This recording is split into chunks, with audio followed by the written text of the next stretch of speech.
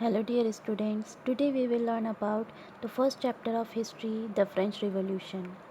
In last class we learned about the Indian history. Now in this class we will study about the European history. And in this chapter we will discuss about the French Revolution, its causes and outcomes.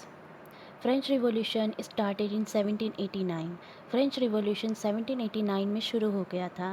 The series of events started by the middle class shake in the upper classes. This revolution led by the middle classes. जो revolution हुआ था इसे middle class के through start किया गया, जिसने upper class के लोगों को हिला के रख दिया था। The people revolted against the cruel regime of monarchy. जो ये रिवॉल्ट हुआ था that was against the cruel regime of monarchy. Regime का मतलब होता है सिस्टम, ऑफ मोनार्की का मतलब होता है मोनार्की। जो शब्द है वो मोनार्क से बना है और मोनार्क का मतलब होता है राजा। राजा के सिस्टम, जो क्रूअल सिस्टम था, उसके अगेंस्ट ये रिवॉल्यूशन स्टार्ट हुआ था। This revolution put forward the idea of liberty. और क्योंकि जो कॉमन पीपल थे वो मोनार्की से छुटकारा पाना चाहते थे और उसकी जगह इक्वालिटी इस्टेब्लिश करना चाहते थे।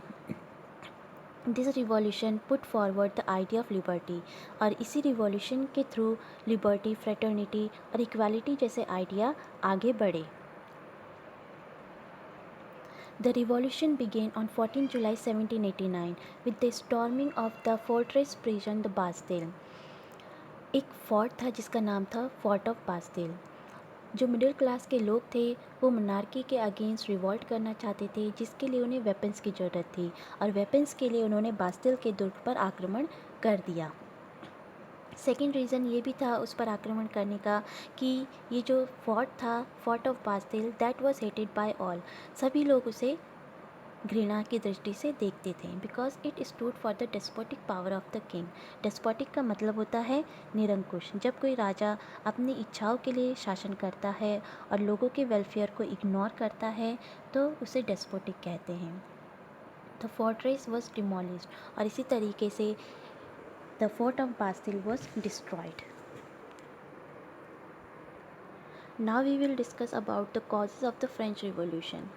There were many causes of the French Revolution, such as social cause, economic cause, and political cause. In social cause, French society during the late 18th century. अब हम लेट 18th सेंचुरी की बात करेंगे। The term old regime is usually use to describe the society and institutions of French before 1789। 1789 में French revolution start हो गया था, इसीलिए 1789 से पहले जो गवर्नमेंट थी, जो राजा की गवर्नमेंट थी, जो सिस्टम था, उसे ओल्ड रिजाइम कहा करते थे। क्योंकि उसके बाद लिबर्टी के लिए, फ्रेटर्निटी के लिए रिवॉल्यूशन स्टार्ट हो गया और न्यू गवर्नमेंट इस्टेब्लिश हुई जो इक्वालिटी के बेस पर बनी थी। तो इसीलिए इससे पहले जो सिस्टम था उसे ओल्ड रिजाइम कहा जाता था। रिवॉल्यूशन का जो सोशल कॉज था, जो सोशल कारण था, वो ये था कि फ्रेंच सोसाइटी डिफरेंट कैटेगरीज़ में बटी हुई थी। जैसे इंडिया की हम बात करें तो इंडिया भी एक टाइम पर कास्ट बेस पर डिवाइडेड था और इसी तरीके से फ्रेंच सोसाइटी भी लेट 18th सेंचुरी में डिफरेंट कैटेगरीज़ में डिवाइडेड थी। That was based on economic status. So the society, French society was divided into 3 categories और 3 एस्टेट, जिसे एस्टेट कहा जाता था। First estate, second estate and third estate. In first estate consisted clergy. जो first estate था उसमें clergy include थे। Clergy जो होते थे, जैसे कि फादर हो गए, चर्च में जो फादर होते हैं, बिशप होते हैं या फिर पॉप होते हैं, उन्हें क्लर्जी कहा जाता है। Group of persons involve in church matters. Second estate nobility.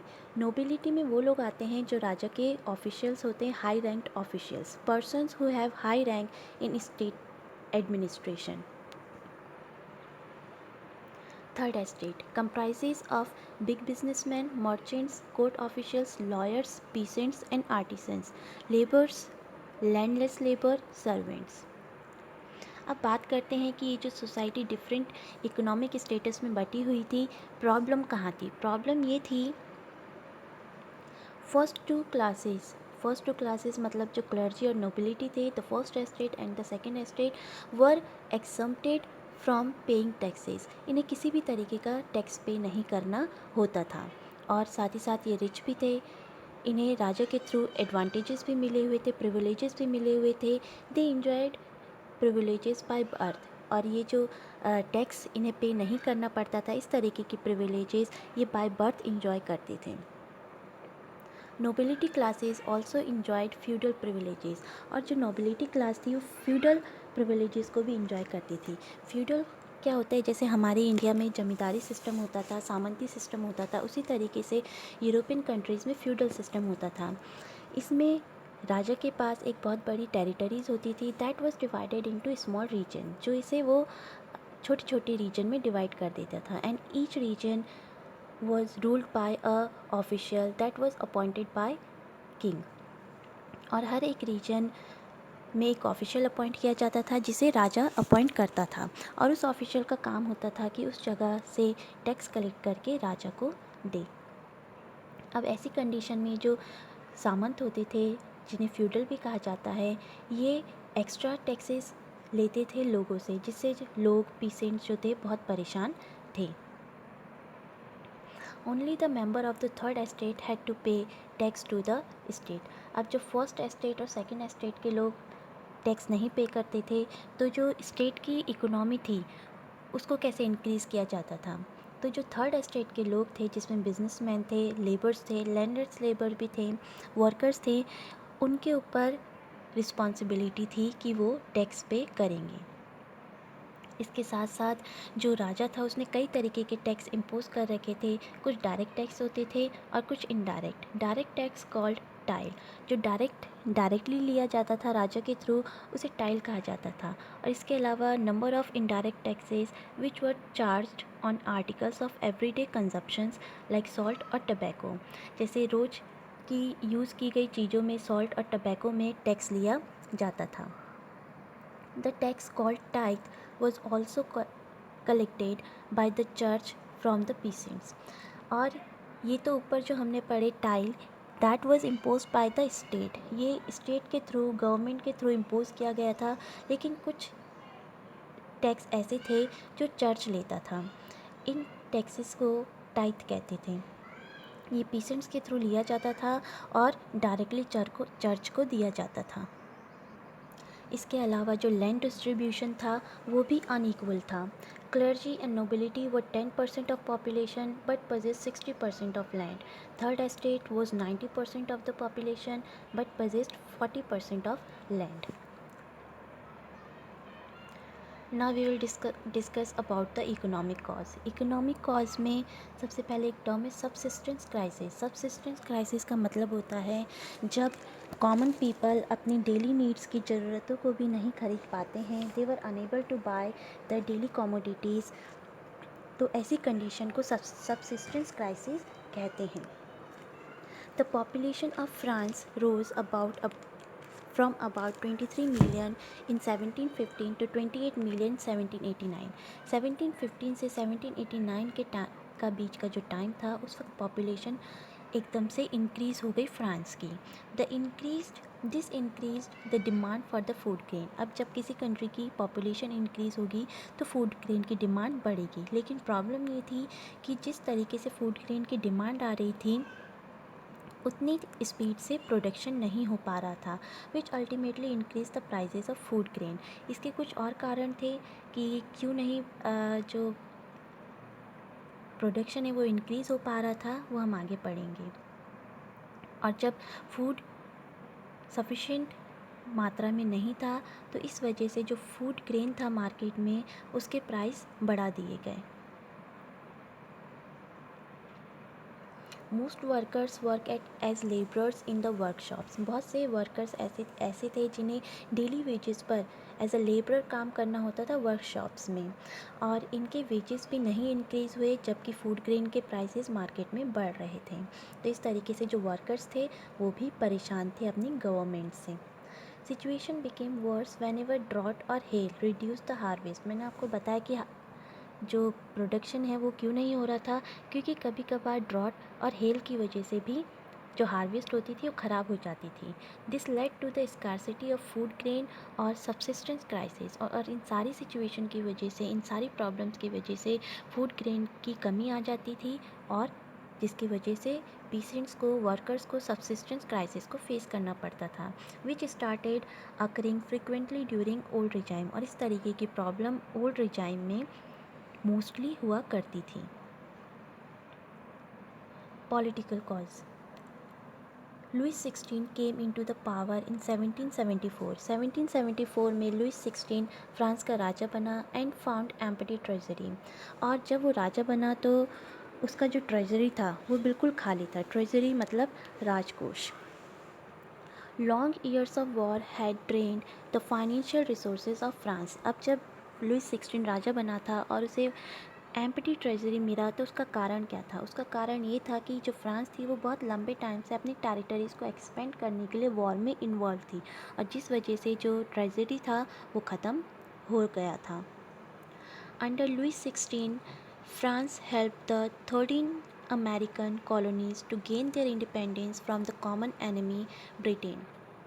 और इसके साथ साथ जो लुइस 16 था उसके टाइम पर अमेरिका, जो कि कॉलोनाइज्ड कंट्री थी ब्रिटेन की, जैसे कि ब्रिटेन ने इंडिया को कॉलोनाइज कर रखा था, उसी तरीके से कई अदर कंट्रीज़ भी थी जिसे उसने कॉलोनाइज किया हुआ था।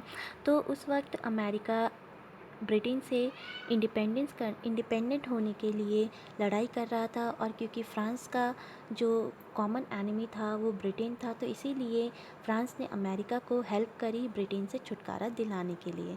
और इस वजह से भी which added more than $1 billion to a डेप्थ। लीवर्स फ्रांस की करेंसी थी, और इस तरीके से कॉन्टीन्यूसली वॉर में इन्वॉल्व होने के कारण वो लगातार उधार में भी पड़ गया था जो उसने अदर यूरोपियन कंट्रीज से लिया हुआ था।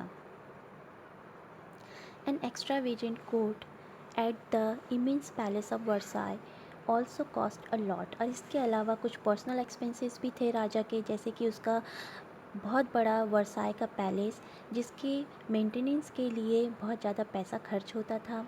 To meet its regular expenses such as the cost of maintaining an army. इसके अलावा कुछ और भी एक्सपेंसेस थे, जैसे कि आर्मी को मेंटेन करके रखना, क्योंकि जो फ्रांस था वॉर में इन्वॉल्व था, इसके लिए उसे एक स्ट्रॉन्ग आर्मी चाहिए थी, एक बड़ी आर्मी चाहिए थी जिसके मेंटेनेंस के लिए बहुत ज़्यादा पैसा खर्च होता था। The court running government offices और universities, the state was forced to increase taxes. और जब इन सारी एक्सपेंडिचर की वजह से राजा का जो राजकोष है, जो ट्रेजरी है, वो ख़त्म हो गया, तो उसे मेंटेन रखने के लिए, अपनी ट्रेजरी को मेंटेन रखने के लिए राजा ने टैक्सेस इंक्रीज़ कर दिए। तो ये सारे कारण थे जिसकी वजह से मिडिल क्लास को बहुत ज़्यादा प्रॉब्लम फेस करनी पड़ रही थी, और इसीलिए उन्होंने राजा के अगेंस्ट रिवॉल्ट स्टार्ट कर दिया। चैप्टर की स्टार्टिंग में मैंने आपको बताया था the French revolution led by the middle class. जो फ्रांस का रिवॉल्यूशन हुआ था वो मिडिल क्लास ने शुरू किया था। अब मिडिल क्लास ने ऐसा क्यों किया इसके बारे में पढ़ेंगे, और ये किस तरीके से एग्जिस्ट हुई फ्रेंच सोसाइटी में उसके बारे में भी पढ़ेंगे। The 18th century witnessed the emergence of social groups termed the middle class। 18th century एक ऐसा टाइम था जब एक न्यू क्लास उभर के आई जिसे मिडिल क्लास कहा जाता था। Who earned their wealth through overseas trade। मैंने आपको बताया था कि जो थर्ड एस्टेट में उसमें बिग बिजनेसमैन थे, और इन्होंने ही ओवरसीज़ ट्रेड के थ्रू बहुत सारा पैसा अर्न कर लिया था from manufacturing of goods and professions. और इसी तरीके से 18th सेंचुरी का जो टाइम था that was the time of industrialisation. कई यूरोपियन कंट्रीज़ में इंडस्ट्रीज इस्टेब्लिश हो रही थी, और बिग बिजनेसमैन बहुत ज़्यादा मैन्युफैक्चरिंग करके पैसा कमा रहे थे। This class was educated, believed that no group in society should be privileged by birth। अब जब जो मिडिल क्लास थी उन्होंने बहुत ज़्यादा पैसा कमा लिया, तो उसके बाद उन्होंने अपने बच्चों को एजुकेट करना शुरू किया। अब जब उनका जो ग्रुप था, मिडिल क्लास जो ग्रुप था, उसमें एजुकेटेड लोग भी इंक्लूड हुए, तो उनके दिमाग में एक बात आई कि जो बाय बर्थ प्रिविलेजेस मिले हुए हैं कुछ एस्टेट को, वो नहीं मिलने चाहिए, क्योंकि कंट्री की ग्रोथ में हर किसी का कंट्रीब्यूशन होता है। तो इसीलिए अब उन्होंने ये जो बाय बर्थ प्रिविलेजेस मिले हुए थे उसके अगेंस्ट बातें करनी शुरू करी। They were inspired by the ideas put forward by the various philosophers. इसके साथ साथ कई फिलोसोफर्स भी हुए इस टाइम पर जिन्होंने इस तरीके के आइडियाज़ को, जो एक्स्ट्रा प्रिविलेजेस की बातें थी, उन इस तरीके के आइडियाज़ को आगे बढ़ाया and became a matter of talk intensively for these classes in salons and coffee houses and spread among people through books and newspaper. और जो इन फिलोसोफर्स के जो आइडियाज़ थे such as liberty, equality, fraternity and they always talked against the privileges that was intensively discussed in the salons and coffee houses. ये बहुत ज़्यादा salons और कॉफ़ी हाउसेस में डिस्कस किए जाते थे इन आइडियाज़ के बारे में and spread among the people, और साथ ही साथ लोगों में स्प्रेड हुए through books and newspaper. The American Constitution and its guarantee of individual rights was an important example for political thinkers in France। और इसके साथ ही साथ फ्रांस में जो फिलोसोफर्स थे, जो एजुकेटेड मिडिल क्लास थे, जब अमेरिका में कॉन्स्टिट्यूशन बना और उन्होंने इंडिविजुअल राइट्स की बात कही तो इस तरीके के आइडिया को वहाँ के पॉलिटिकल थिंकर्स ने एक इंस्पिरेशन था उनके लिए, और इस तरीके के आइडिया को उन्होंने फ्रांस में भी इस्टेब्लिश करने के लिए सोचा। हमने पढ़ा how the middle class emerge in French society in 18th century. 18th century में फ्रांस सोसाइटी में किस तरीके से मिडिल क्लास इमर्ज हुई, किस तरीके से एग्जिस्ट हुई। और अब हम पढ़ेंगे फ़िलोसोफर्स के बारे में। फ़िलोसोफर्स के जो आइडियाज़ थे वो किस तरीके से कॉफ़ी शॉप और सलोन्स में डिस्कस किए जाते थे, और उनमें से कुछ फ़िलोसोफर्स के बारे में पढ़ेंगे, जिनमें से सबसे पहले John Locke, written a book name two treatises of government. यहाँ पर तीन फ़िलोसोफर्स की बात हुई है और आप तीनों ही फ़िलोसोफर्स और उनकी बुक्स के नाम याद कर लेंगे। जो जॉन लॉक की बुक थी two treatises of government, in which he criticise the doctrine of the divine and absolute right of the monarch, जिसमें उन्होंने जो मोनार्क को एब्सोल्यूट राइट मिले हुए थे, जो निरंकुशता उन्होंने इस्टेब्लिश की थी, उसके अगेंस्ट बातें करी। Jean Jacques Rousseau, written a book name social contract, इन्होंने सोशल कॉन्ट्रैक्ट नाम की एक बुक लिखी in which he proposed a form of government based on a social contract between people and their representatives. इस book में उन्होंने बात की कि इस तरीके की गवर्नमेंट बनाई जाए जो लोग और उनके रिप्रेजेंटेटिव्स के थ्रू, उनके जो चुने हुए रिप्रेजेंटेटिव हैं, उनके आपस में बातचीत के थ्रू गवर्नमेंट बनाई जाए।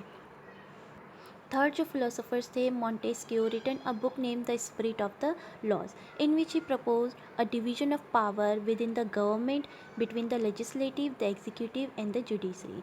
इन्होंने अपनी इस बुक में गवर्नमेंट की पावर को डिवाइड करने के लिए कहा, जैसे कि लेजिस्लेटिव, एग्जीक्यूटिव एंड जुडिशरी। और इस तरीके से हम समझ सकते हैं कि फ्रेंच रिवॉल्यूशन क्यों हुआ।